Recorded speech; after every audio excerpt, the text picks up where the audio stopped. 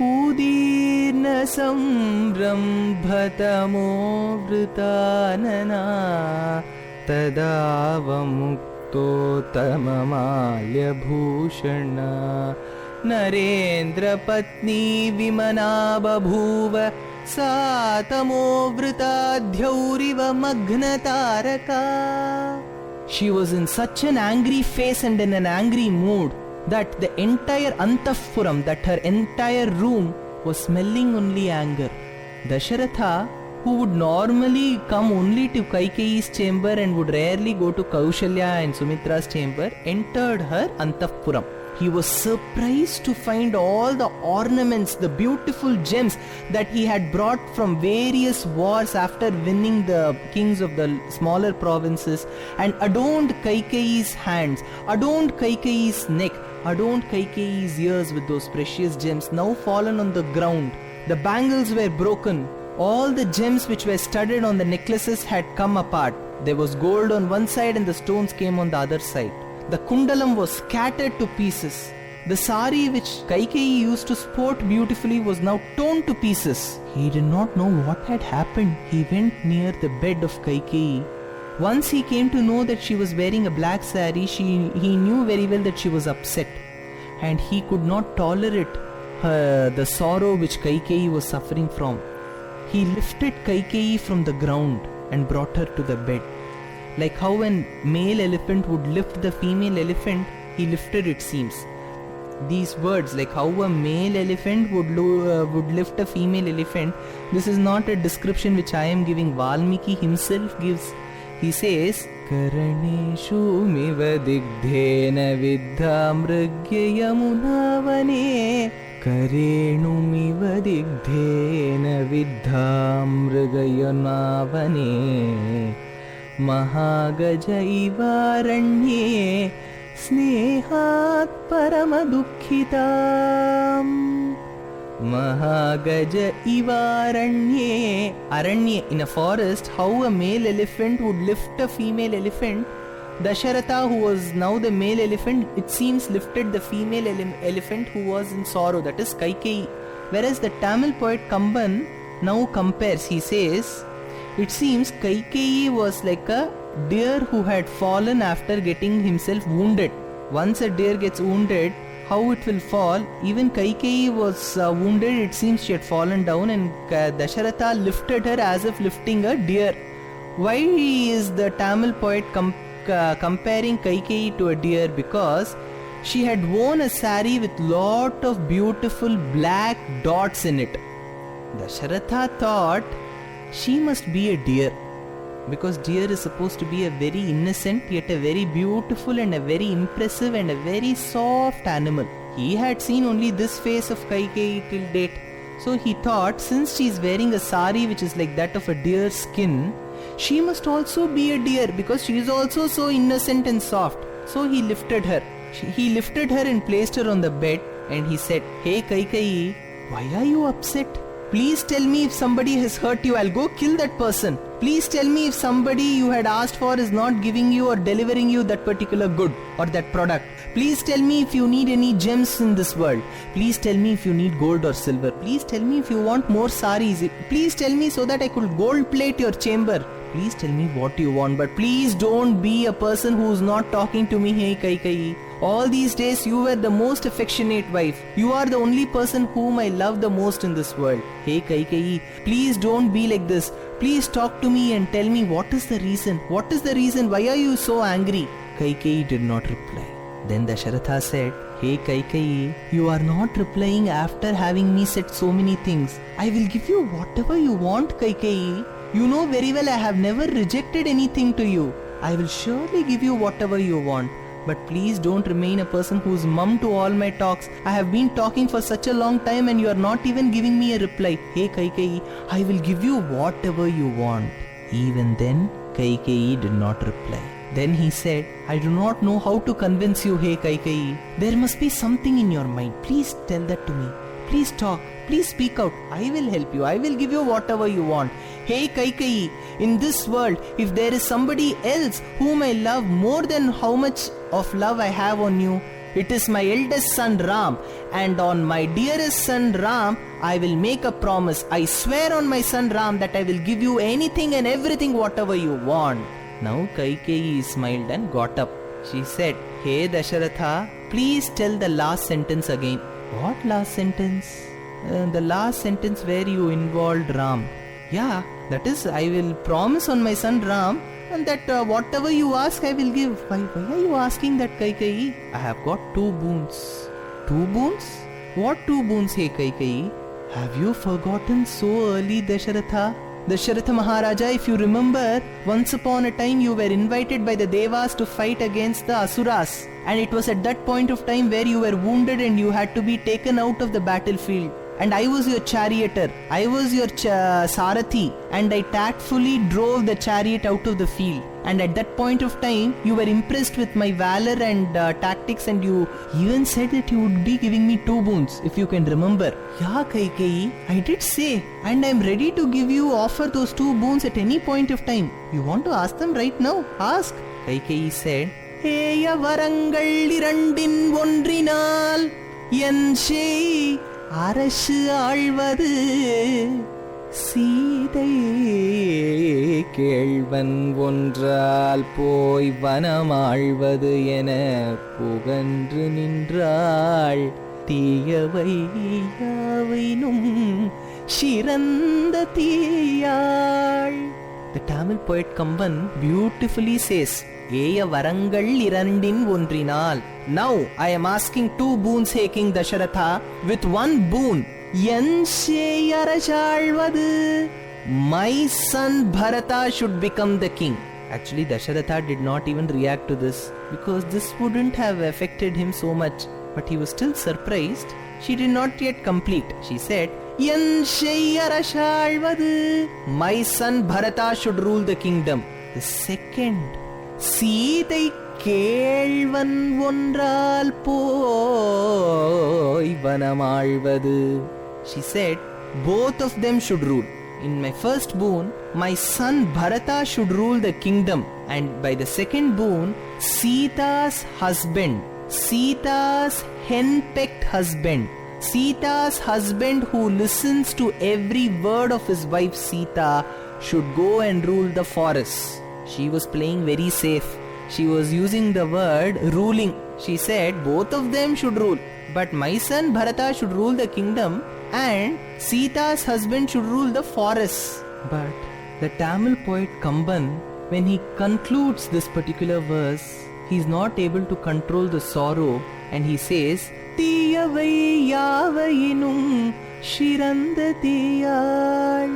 If all the bad and the most cruel things in the world were put together and they were brought to a particular shape, Kaikeyi would be no different from the shape, because she was a storehouse of all cruel and bad thoughts. Tiyavai yavayinum shirandhatiyal.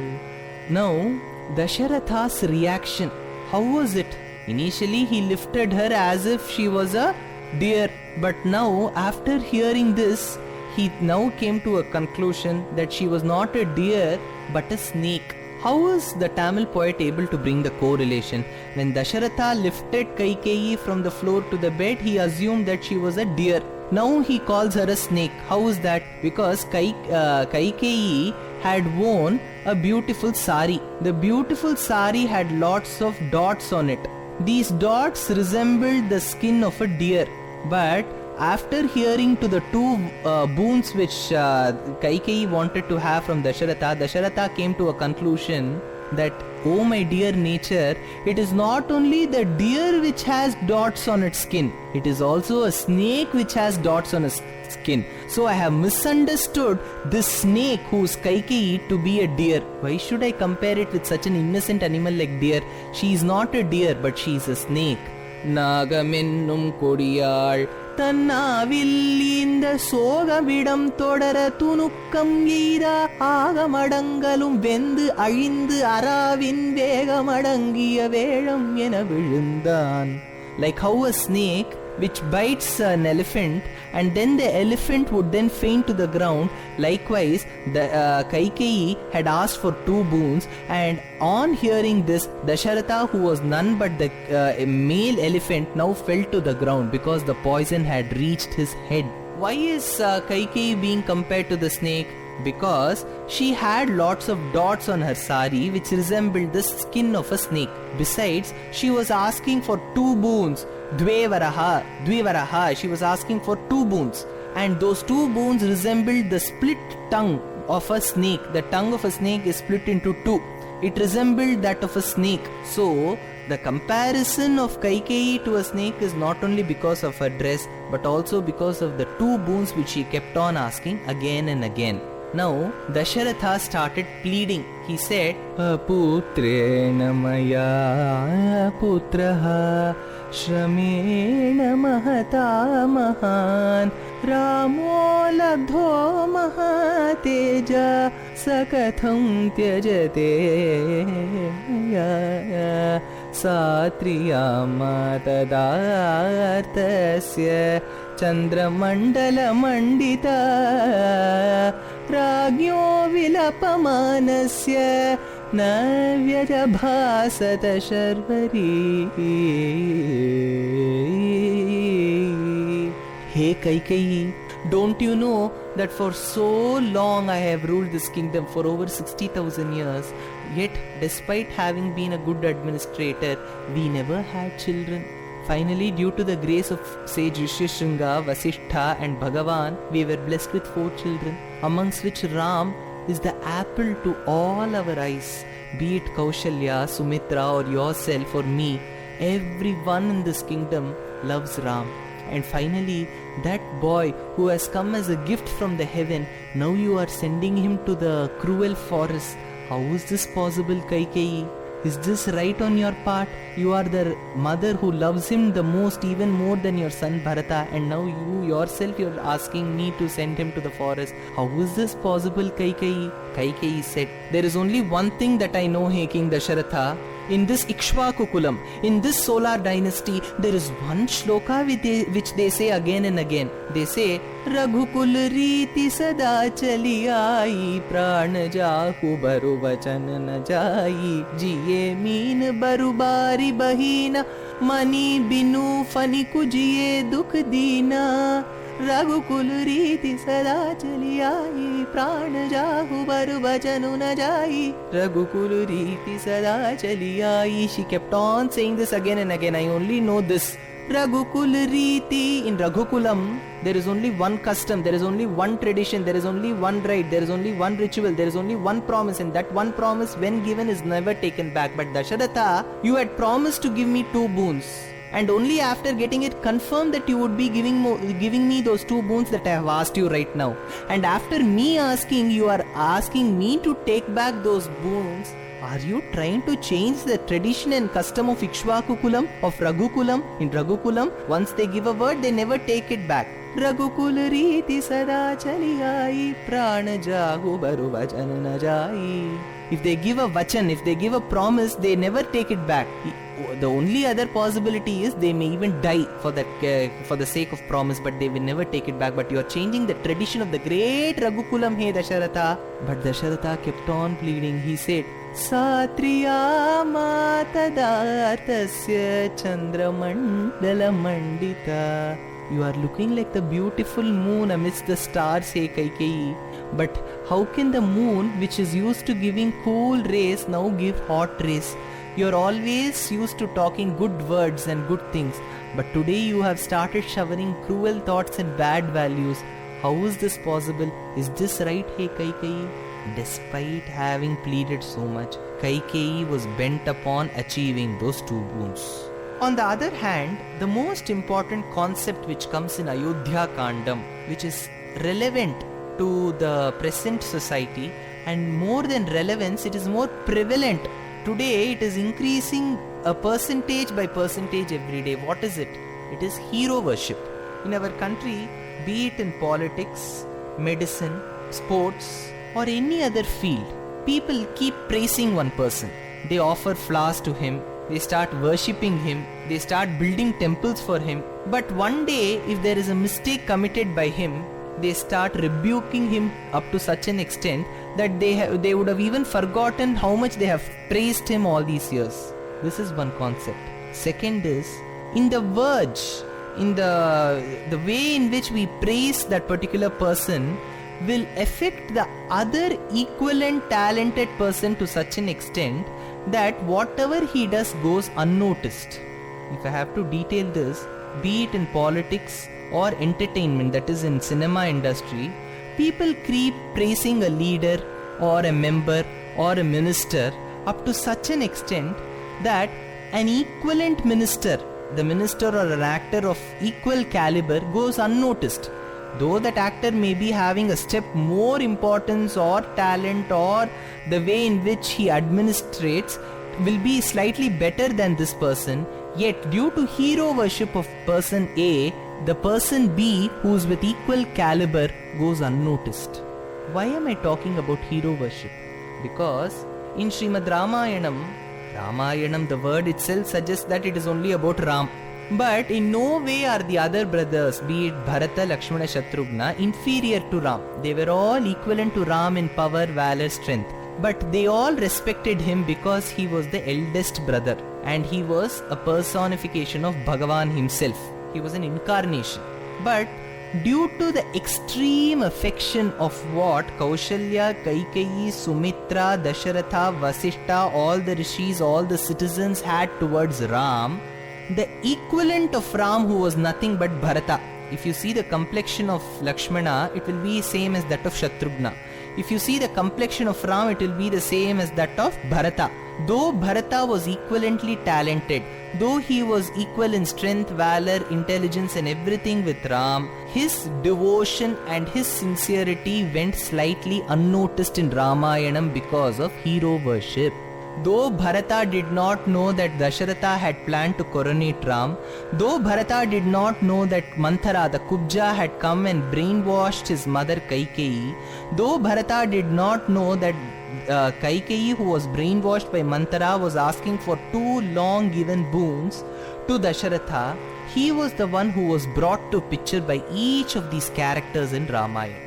We will see how a great devotee, if you remember in Balakandam I had already mentioned that of all the great devotees of Rama in the world, the first example will be that of Bharata. Swami Vedanta Deshika says, Bharataya namostu tasmai pratamoda haranaya bhakti bhajam. Bharataya param namostu tasmai pratama udaharanaya bhakti bhajam. The great devotee like Bharata, he is one of the greatest devotees of Ram. But that great devotee of Ram, who was looking like Ram, who had all qualities which were similar to Ram, was looked down upon. Why was it so? Because of the hero worship what people did towards Ram. Anything, even a small act to a big act of Ram, whatever he did was a huge surprise to people and they would be praising. Had the other brothers done it, they wouldn't praise so much. Because Bharata was not aware of any of these happenings in Ayodhya. But Dasharatha, who had promised to give 2 boons to Kaikeyi, who had promised to give Kaikeyi on the condition that he would swear on his son Ram, and when he inquired as to what those 2 boons were, where one of the boons was that her son Bharata should rule the kingdom, and with the other boon, Sita's husband Ram should go and rule the forest. Now Dasharatha, instead of fighting and cursing Kaikeyi, he now said a word against a great devotee like Bharata. He said, Yaste mantra kritah paniragnau pape maya dhritaha satyajami swayam chaiva tava putram sahatvaya bharatascheta pratitaha syadrajyam prapyaidavyayam yanme sadadhyat pitratam mamam taddadamagata yaste mantra kritah paniragnau pape maya dhritaha. Until this at least it is okay, he said. With fire god who was our Sakshi, our witness, we went round the fire and I became your husband. But now, hey Kaikeyi, I abandon you as my wife. Till this at least it was okay. But he went one step ahead and he said, Tyajet Bharataha. I will even sacrifice and abandon my son Bharata, who will no more be called as my son. So we have seen the first instance of hero worship. We have seen how Dasharatha, who was the father to Bharata, himself abandoned Bharata, such a nice son like Bharata. Now, Kaikeyi, who was in the verge of sending Ram to the forest before her son Bharata could come, she asked the servant to go call Ram to her chamber. This particular person carried the message of Kaikeyi to Ram, and Ram came to the Antavpuram of Kaikeyi. There he was surprised to find everything scattered on the ground. He was surprised to find his mother Kaikeyi, who would always welcome him with a kiss and a hug, today standing in black sari. He was all the more surprised to find his ever-active father Dasharatha now laying on the bed. When he saw his father lying on the bed, when he saw his mother wearing a black dress, when he saw that all the ornaments were scattered on the ground, he knew that there was something which had happened which was not supposed to happen. When he saw his mother Kaikeyi, he bowed down before her and said, Hey Mata, please tell me what I can do for you. Kaikeyi said, Your father had once promised me that he would be giving me 2 boons. Since I could not have anything in my mind at that point of time, I did not have an idea as to what boons to ask. But today I thought it was the appropriate time, hey Ram, and I have asked for 2 boons. With 1 boon, I have said that my son Bharata should be the king of Ayodhya, and with the other boon, I have said that Ram can also rule, but the forest. He cannot rule the kingdom, he can go along with his wife to the forest. Had it been us, we would have started fighting. But now the Tamil poet Kamban gives a beautiful verse in which he says how and what was the reaction of Ram. If you notice, in a pond, early in the morning at about 6 or 6:30, the lotuses bloom. But the same lotus which has bloomed, which looks beautiful, if you look at the same lotus after 3 hours, it will not look as beautiful as what it was early in the morning at 6:30. Because it has already been 3 hours past after it has bloomed. So it has started fading away and getting dried up by a percentage more. Ram, who entered the Antavpuram, who entered the chamber of Kaikeyi, was like a lotus who is at about 9 o'clock or 10 o'clock in the morning. But once Kaikeyi said that her son Bharata would rule the kingdom and that Ram should go and rule the forest, it seems his face became like a lotus which has bloomed at 6:30 in the morning, much more beautiful than the lotus which was at 9 o'clock or 10 o'clock. He says that Ram's face not only was like a lotus which blooms at 6:30, it even defeated the freshness of a lotus which blooms at 6:30. It seems Ram's face was more beautiful than ever. He says, "Ippoludhu emmannaroli ambudharku elide yarum shepparum gunathu Raman thirumugam shevinokil ஒப்பதே முன்பு பின்பு அவ்வாசகம் உணரக் கேட்ட அப்பொழுது அலர்ந்த செந்தாமரையினை வென்றதம்மா." அப்போது அலர்ந்த செந்தாமரையினை வென்றதம்மா. His face even defeated a lotus which was blooming at that point of time. A lotus which bloomed at that point of time looked very beautiful. Ram's face, which had heard Kaikeyi's 2 boons, became more beautiful than a lotus which had bloomed at that point of time. Look at the beautiful description. Now Valmiki describes how Ram replied to whatever Kaikeyi said. He says, "Yatha pitari sushrusha tasya va vachana kriya vane vasyami vijane varshaniha chaturdasha." There is no big deal, hey mother. If I have to go to the forest, let me go. It is only for 14 years, right? I will go and rule the forest. There is no problem in it. It is my duty to follow the words of my mother and father. If these are the words of my mother and father, let me go and rule. What is there in it? Now, Tulsidas gives a beautiful description. He says, "Munigan milanu bisaji ban sabahi bhanti hit mor tehi mah pitu ayasu bahuri samant janani tor. He says, it seems Ram told Kaikeyi, Mata, you are giving me such a wonderful opportunity. All the forests belong to our kingdom, and in those forests live the greatest of the greatest rishis and scholars. As of now, I have not met even one. You have given me an opportunity so that I could go to the forests and meet all the munis and the rishis of the forest. Thanks, mother, for having given me this opportunity. Munigana milanu bisani bana sabahi bhanti hitumor tehi mahapitu ayasu bahuri samant janani tor. You are my mother. You are even better than my mother Kaushalya. Kaushalya never had this idea. Ram then even went one step further. The Tamil poet Kamban says, Ram told his mother Kaikeyi, Hey Mata, you are again and again telling me that father has said, father has said, father has said. Know one thing, Hey Mata, that in this world, I am born to do Pitruvakya Paripalana Mahesh. I am born to follow the words of my father. I am born to obey the orders of my father. But one thing, there may arise a situation where I may not follow the words of my father. But even at that instance, I will not go against your wishes, Hey Mata. So please don't say that father has said. Even if you say that is more regardful to me, I will respect those words more. In the other way round, he said, what is the inner meaning of it? It seems Ram told Kaikeyi, Hey Mata, I know very well that whatever you are saying that father has asked me to say, father has asked me to say, is not what he wants to say. It is because you want to say this. So this is the inner meaning of it.